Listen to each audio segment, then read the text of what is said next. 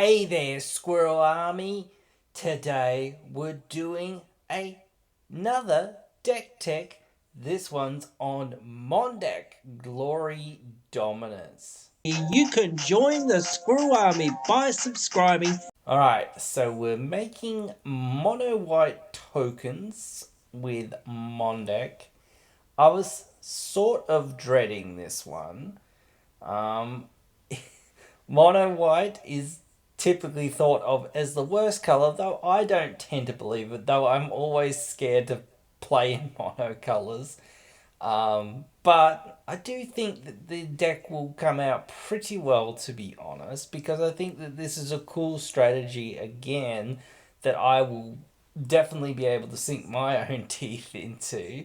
But anyway, I will get along and put together a list for you guys and show you around that list. Alright, so, oh wow, I'm surprised at this price, especially with the lack of more expensive lands, but for the most part, but still, wow, $608, wow, amazing. Uh, but yes, we have got to 100 cards, so that is good. But yeah, 600, I'm surprised by that. But yes, there's certainly some very good cards in here and there. So I guess well, you just look at the lands. Even the lands is $90. Wow, amazing. Nearly every one of these piles is $100, $200. So it's insane. Insane. Even the instants that mostly are just commons and whatnot. It's like, wow. I even cut a lot of cards that were more expensive to cut down the price. Oh dear. But yes, I didn't realise how much it had gotten to actually, but whatever. So it's not a budget list, but I think it's a good list. But before I get too far on into discussing said list, I will say again that I do every single time now.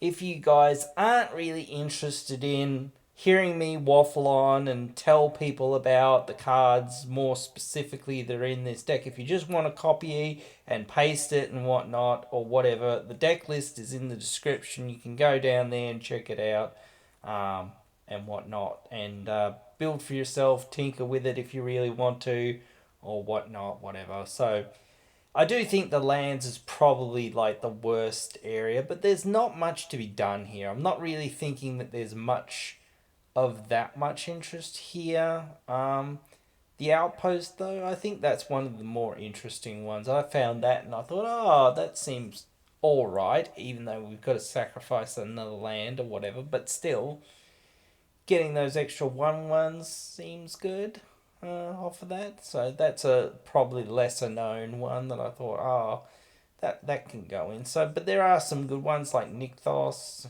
I even didn't even realize how good this one might be, but it is close to Castle Ardenvale, so I don't know. It's almost there, I guess. It's almost the same thing. I'm not going to really talk about the sorceries here because it's just board wipes and one recursion spell, so I'm not really going to get in there. Not going to talk about the instance because it's all just, decent removal. Not going to really talk about the lands because, as I said, there's not much there to be talked about for the most part. I don't want to talk about the mana rocks that are mostly in this deck for the most part and whatnot because you've got to, and Expedition Map might be one that I'll just say it isn't a mana rock or whatnot, but I'm going to lump it in with the mana rocks because, well, we'll get Nykthos with it, and if we don't get Nykthos with it, we might get something else, but we'll mostly get Nykthos with it. So that's where I'm putting it in that section for. There's not much of real interest in the mana rocks and whatnot anyway, so yeah, they're just there. Like a Ketra's Monument, it isn't a mana rock, but it does reduce our cost of our whites creature spells, so that acts like a mana as well. So the medallion's probably one of the more expensive ones in the list. Even put in Soul Ring, which is completely against my better nature, and Sword of the Animist, and Wayfarer's Bauble. So it's not a huge amount of stuff of interest, but there is some stuff like Arcea's map and things like that. So, but yeah, so even with that, there's still probably a few artifacts that I want to go through. So we'll go through some of the enchantments and some of the creatures. A lot of doubling effects are good for the most part, but the thing is, we don't want a lot of doubling effects because our commander doesn't generate tokens. So having a second copy of a commander isn't bad, but it isn't good because we want to have things that generate tokens. When we play a card like this, it is a massive target on the field and it won't do anything for us if we don't have anything else going. It's kind of a win more card, but they make us win so hard, especially in a deck that doesn't have many other ways to sort of win and whatnot, or in a color that doesn't have many other ways to sort of win and whatnot. This is sort of our Achilles heel that we have to kind of deal with, but that is what it is. The Blessed Sanctuary, I mainly put it here for the token generation, but it does prevent non-combat damage that would be dealt to our creatures. That comes up once in a blue moon, but still, I think when a non-token creature enters, we get a unicorn is pretty useful. There's a few effects that are similar to that are in the deck that I felt like, well, it's just as good as that. I wish it was on a body. That would be one more thing that I would wish, but still, it's alright. Cathar's Crusade, we've got to change our creatures into being piddle little 1/1s and whatnot, into being serious threats somehow. So, this is here. The Grace Monarch is good for us. I know we'll lose it a lot, but we'll gain it back a lot as well. So just getting the Monarch out into the game is something we kind of want to do for the card advantage. Because again, we're mono white. We don't get much card advantage, and we want all of it that we can kind of get. Plus, it does generate tokens for us. We don't really care what tokens we get because we're getting tokens and we get twice that many tokens. So we're doing well one way or the other. Divine Visitation, just again, turning our piddly little garbage stuff that we're making into real threats that can kill people and end the game for us. The Leader just buffing our stuff, and the Virtue buffs our stuff and gives it Vigilance, which is another buff, but whatever. It's really good. Loyalty, I keep having to say this, but this is amazing. Especially in a token deck like this, we quadruple our damage, so that is game-winning style of an effect. Yes, we have to have stuff for it to work, but again, if it does work, it will often just win us the game.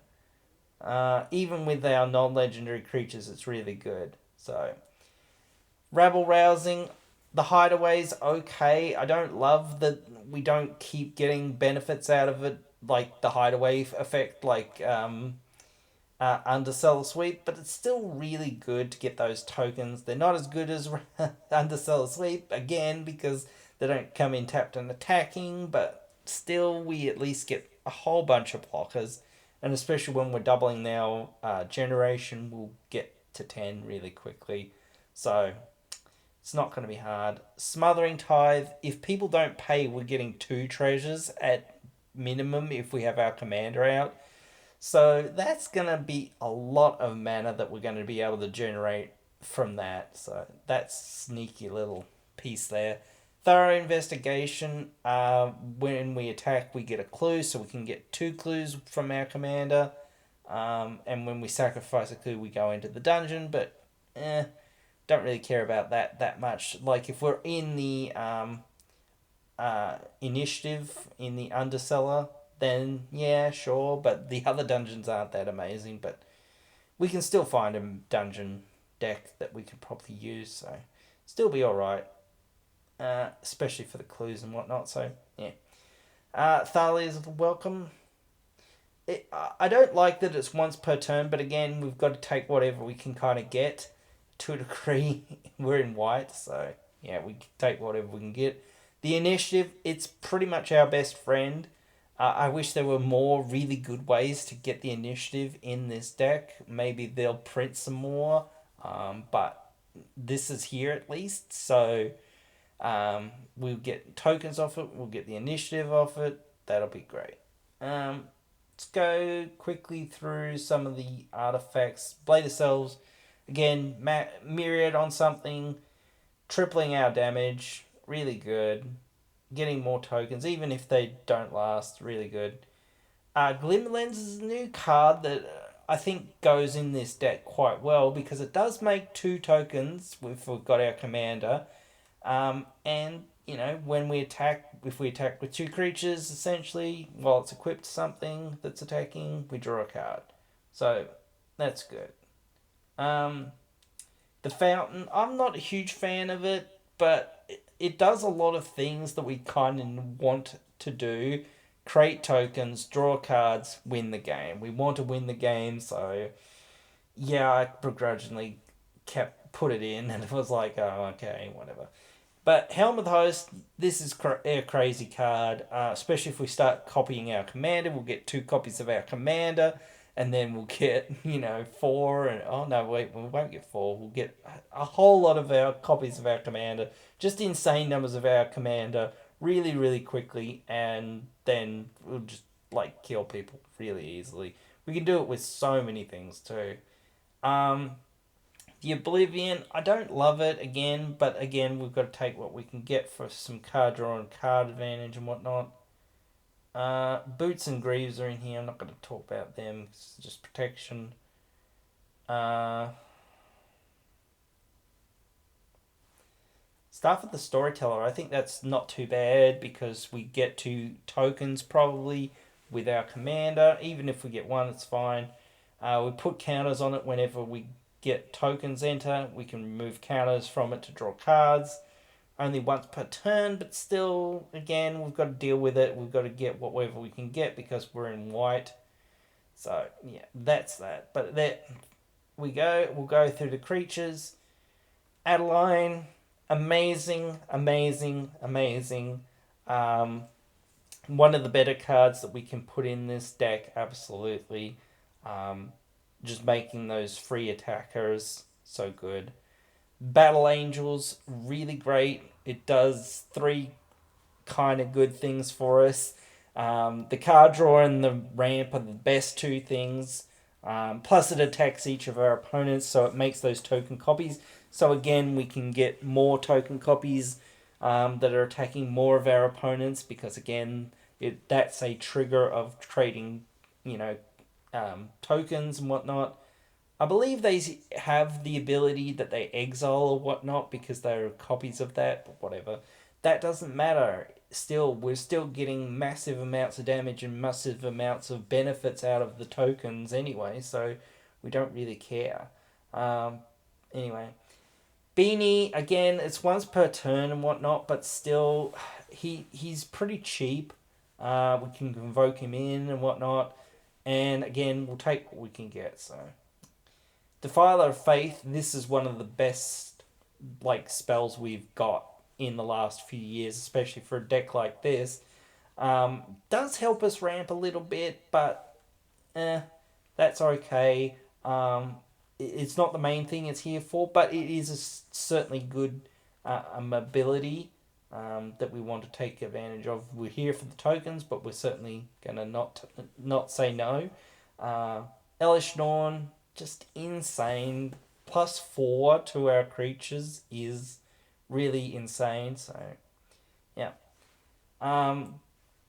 This one, the Hair Breeze, I don't know. Again, it's once per turn, but we dig so deep with it that we can get really good things off of it. So again, we've got to take any card advantage we can get where we can get it. So Esper Sentinel, everyone knows that's really good, especially if we can get counters on it. It's really good. People won't pay. God Eternal Oketra, making some 4/4s. This is the thing that makes the biggest things besides like some of the things that actually change things into making bigger things or whatnot. So yeah, but it's really great. The hero, um, buffing up our stuff is the thing that I like here. The battle cry. Actually, there was something else I think that actually had battle cry recently, but I can't remember its name. So, but oh well. The tokens are good. So yeah, Keeper of the Cord. Um, since it works every turn, like we're mainly gonna have more tokens than everyone else, but when we don't have more tokens than everyone else or more things than everyone else, we're very vulnerable. So we do want some kind of protection. I know it doesn't protect us before combat, so but you have to hope that people don't have haste or haven't sort of untapped or whatever, I guess a little bit, but it does help us with lands too, so yeah, I begrudgingly took it because it does so many little things. The knight's here for more ramp mostly. Um, I don't love this Leonin cat, but it does create two cats, so that's pretty alright. The master, everyone gets a choice in their upkeep, and it doesn't matter what they choose, really. We're going to get three times as many benefits or whatever it is. We're going to get the most benefits or whatever out of it because we're going to get it three times. And if we have our commander, if we have any other doubling effects, again, we're going to get more out of it. So, Mentor of the Meek, we need card draw. This is one of the best card draws that we've got in the colours. This might have been the. Maybe it wasn't. I don't know. I was thinking, is this the one that had Battle Cry? But it might not be. I don't know. I can't remember now. But it does buff up our stuff and give our stuff first strike, which are good things. And it can make tokens for us, which, it's not for free, but at least it's not a lot. So that's fine. Mariel, she's great, and she protects us on our turn from other people doing shenanigans in our turn, so that's really good. And she also makes tokens, so that's good. The platoon dispenser, I'm not a huge fan of it, but it's again card draw, and we've got to get card draw wherever we can.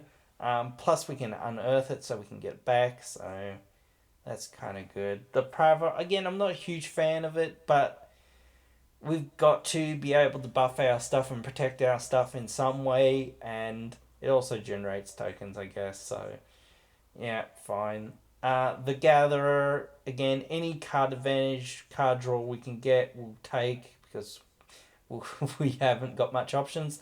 The Might, I'm not sure about this.